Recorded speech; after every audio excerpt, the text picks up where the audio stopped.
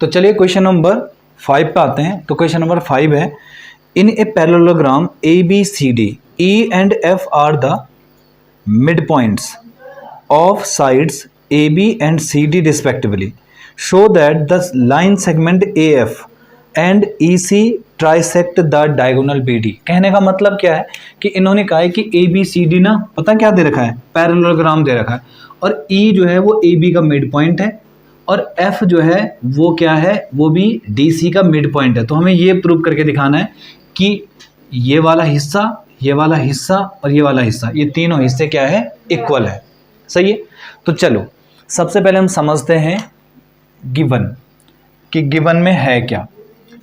Given में हम लिखेंगे कि A B C D is a trapezium नहीं, पैरेललोग्राम।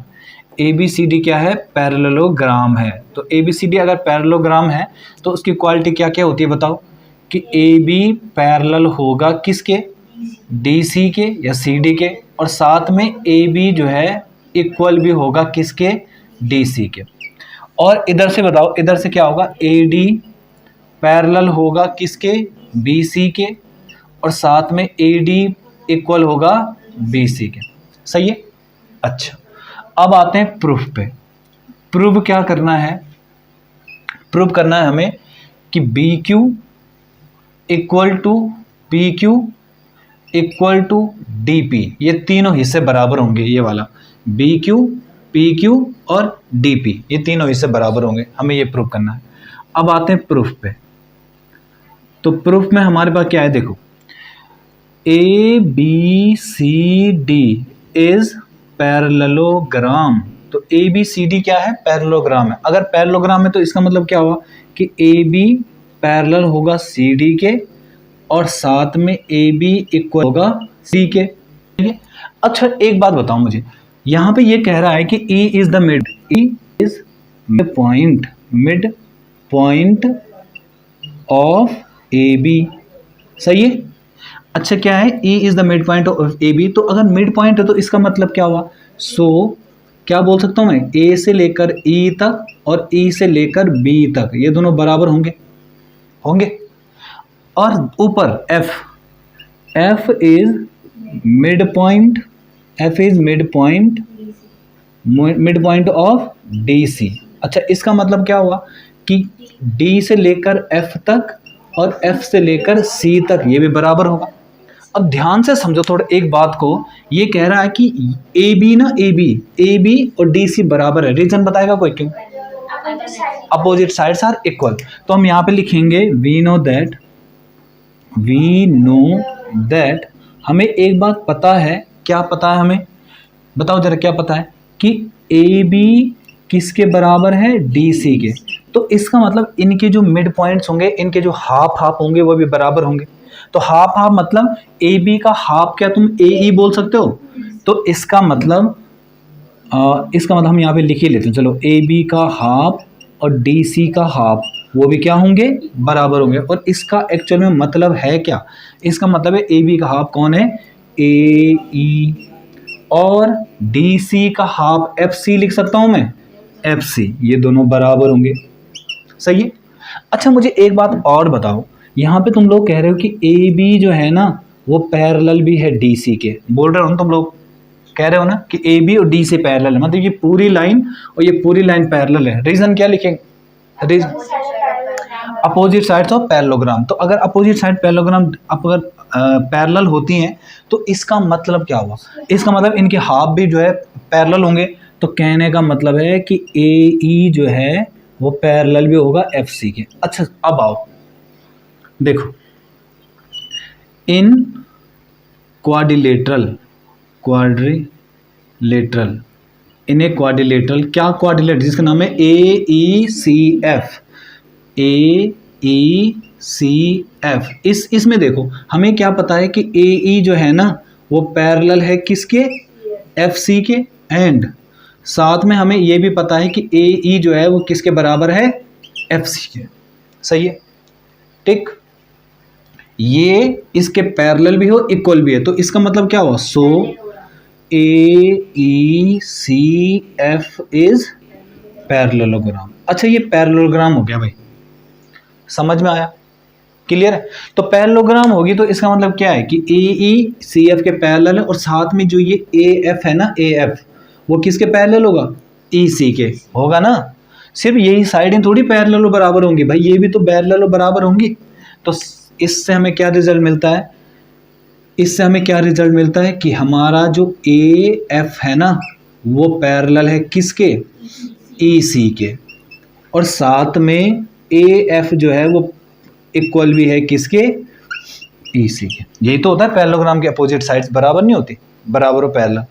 ये छोटा हिस्सा दिख रहा है तुम्हें, ये वाला हिस्सा दिख रहा है, ये हमारा पैरेललोग्राम हो गया। पैरेललोग्राम हो गया तो ये वाला हिस्सा इसके बराबर और पैरेलल भी, और ये वाली लाइन इसके पैरेलल और बराबर भी। समझ में आया, ठीक।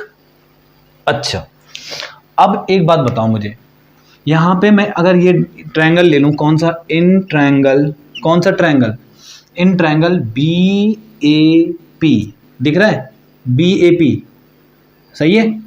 तो in triangle B A P, अच्छा बी ए पी में देखो इस ट्रायंगल में E is mid point of किसका, ए बी, एंड साथ में हमें ये भी पता है कि ई क्यू वो पैरेलल है किसके, ए पी के।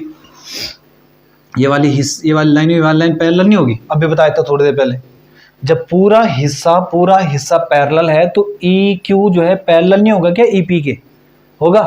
तो अगर ये पैरेलल है तो इसका मतलब बाई किससे, converse of mid point theorem. तो मिड पॉइंट थ्योरम से हम क्या बोल सकते हैं बताओ, कि Q is mid point of किसका, Q किसका मिड पॉइंट होगा बताओ, BP का। अरे जब ये मिड पॉइंट है और ये वाली लाइन इस लाइन के पैरेलल है तो ये भी तो मिड पॉइंट होगा इस लाइन का, किस लाइन का, BP का। समझ रहे हो। तो मिड पॉइंट का मतलब क्या हुआ कि B से लेकर P तक की जो डिस्टेंस है ना वो इसको आधा करती है, मतलब यहाँ से लेकर यहाँ तक हिस्सा और यहाँ से लेकर यहाँ तक का हिस्सा बराबर है। समझ में आया। नाउ इन ट्रायंगल, अब दूसरा ट्रायंगल लो, ये वाला ट्रायंगल जिसका नाम है DQC। इन ट्रायंगल देखो क्या है, DQC। अच्छा DQC में देखो ये जो F है ना, F क्या है, F is mid point of DC, मानते हो। और साथ में हमें ये भी पता है कि PF लाइन जो है किसके पैरेलल है, तो PF जो है वो पैरेलल है किसके, QC के। अब देखो ये मिड पॉइंट भी है और साथ में इसके पैरेलल भी, तो P इज आल्सो, तो by converse of mid point theorem. तो मिड पॉइंट थ्योरम से हमारा क्या हो जाएगा बताओ, मिड पॉइंट थ्योरम से हमारा क्या हो जाएगा, P is also mid point किसका, मिड पॉइंट ऑफ किसका, DQ का। अब समझो थोड़ा बात, एक बात समझो यहाँ पे, ये कह रहा है कि ये वाला पॉइंट ना मिड पॉइंट है, मतलब यहाँ से लेकर यहाँ तक और यहाँ से लेकर यहाँ तक बराबर है, और फिर कह रहा है कि यहाँ से लेकर यहाँ तक और यहाँ तक बराबर है। तो हम क्या लिख सकते हैं, हम यहाँ पे लिखेंगे PQ बराबर हो जाएगा DP के, यहाँ से, ठीक है। और साथ में हमें यहाँ से क्या पता था, इससे पहले भी तो क्या था हमने, इससे पहले यहाँ से एक रिजल्ट निकला था हमारा BQ, यहाँ से एक रिजल्ट निकला था, यहाँ पे भूल गया था हमें लिखना, BQ इक्वल टू PQ। अच्छा सोचो जब BQ PQ के बराबर है, PQ DP के बराबर है, तो यहाँ पे क्या लिखेंगे, फ्रॉम, इसको इक्वेशन नंबर 1 मानते हैं, इसको 2, तो फ्रॉम 1 and 2। तो इक्वेशन 1 और 2 से हमें क्या पता चल गया कि तीनों बराबर है, BQ equal to QP equal to DP। यही तो हमें प्रूव करना था, ट्राइसेक्ट करता है। ट्राइसेक्ट का मतलब 3 हिस्से। समझ में आ रहा है तुम्हें, ये वाला हिस्सा और ये दोनों हिस्से बराबर थे पहले इक्वेशन नंबर 1 में, और फिर ये वाला हिस्सा और ये वाला हिस्सा बराबर था दोनों एक दूसरी इक्वेशन में। ये देखो फिर वो तीनों से पता चला कि ये और ये तीनों क्या होंगे, बराबर। ये इसी का मतलब तो होता है ट्राइसेक्ट करना। ट्राइसेक्ट मतलब तीन हिस्से करना। बताओ, ठीक।